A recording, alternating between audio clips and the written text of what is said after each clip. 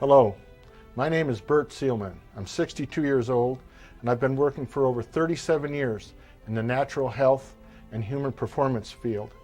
I've worked with many different types of people, all types of diseases, from the least to the worst, and seen many miraculous things happen according to what most people would actually say are not possible at all.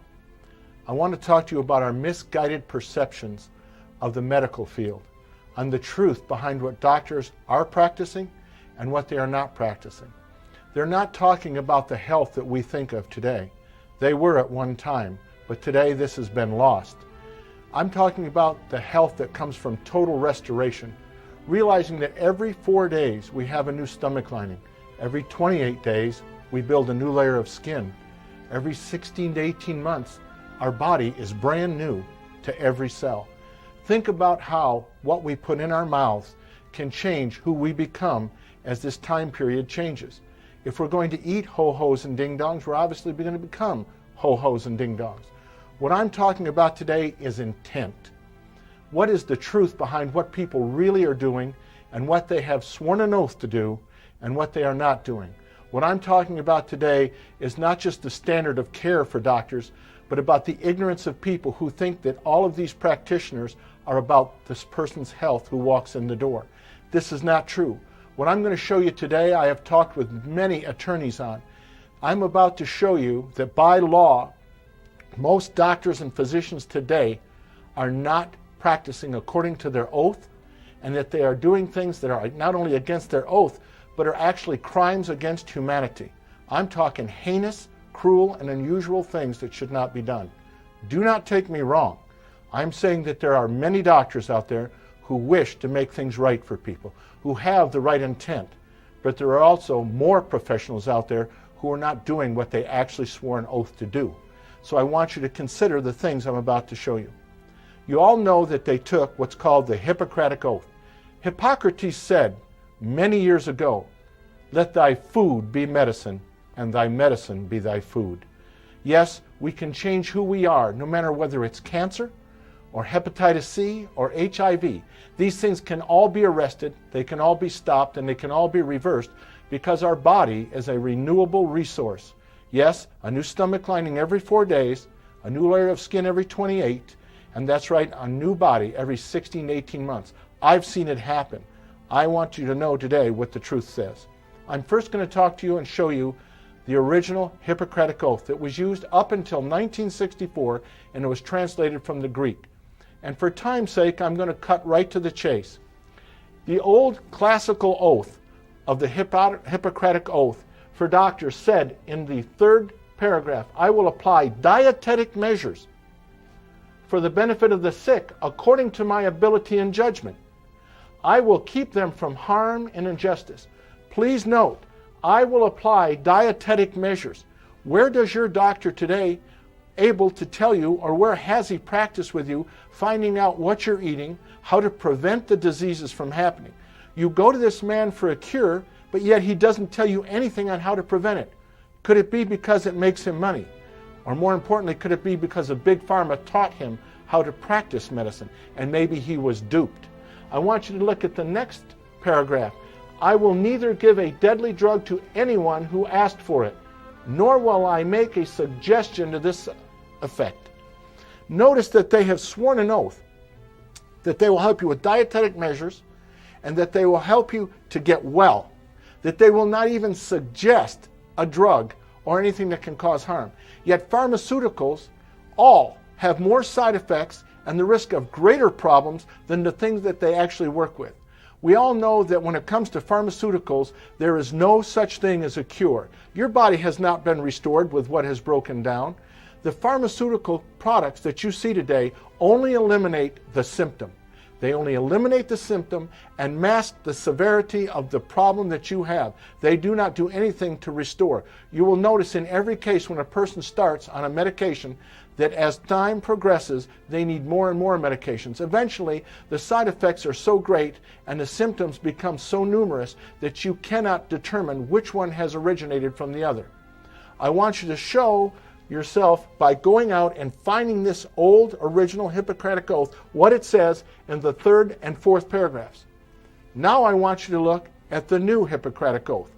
The new Hippocratic Oath has many changes. I want to bring up a point. It was changed in 1964 by a man named Luis Lasagna at Tufts University. Mr. Lasagna also became one of the heads of the Food and Drug Administration after being in the American Medical Association. Could this be due to their certain influences and pressures for money or for position or for power? I want you to notice something that it says very carefully.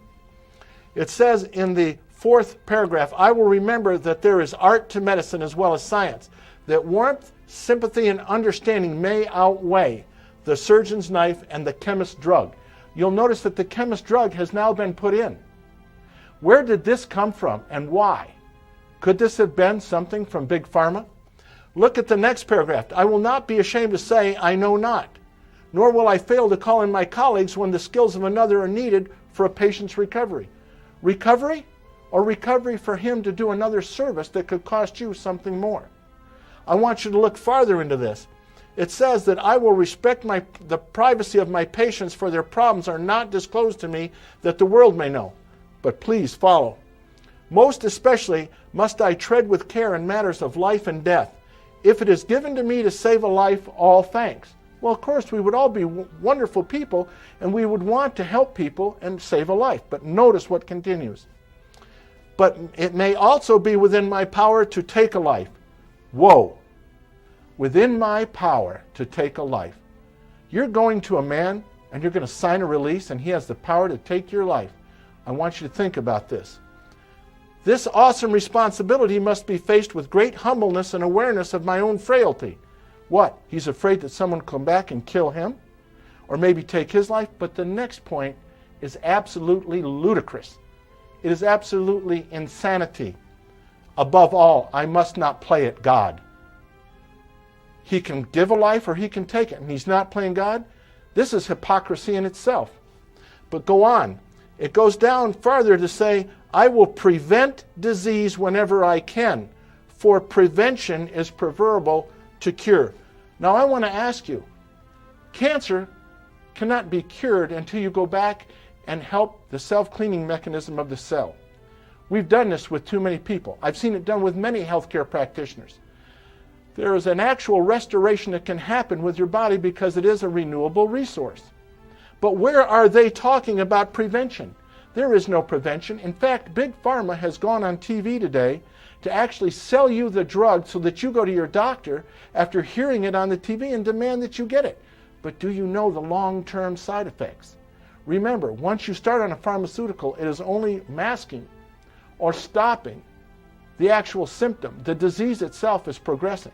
Shouldn't we go back and restore the body from whence it came? Shouldn't we go back to nutrition and start to do what we need to do? If you always do what you've always done, you always get what you've always gotten. I want you to notice they say, I will prevent disease. This is an oath, a solemn vow. By law, they are breaking their own oath. This is a crime against humanity. I say that such people who commit these crimes should be charged with crimes against humanity. I believe that these people are nothing more than modern paid terrorists who have licensed themselves and their organizations to put them above what we know as common sense. I'm asking you to consider these things that these doctors do. By their own admission, they are not doing what they have sworn to do. The old oath, as it says here, I will apply dietetic measures for the benefit of the sick. I will neither give a deadly drug to anyone who asks for it, nor will I suggest this effect. Make a suggestion to this effect, excuse me. Please, who is the hypocrite here? But more importantly, who's stupid? We see healing done all the time through many health care practitioners.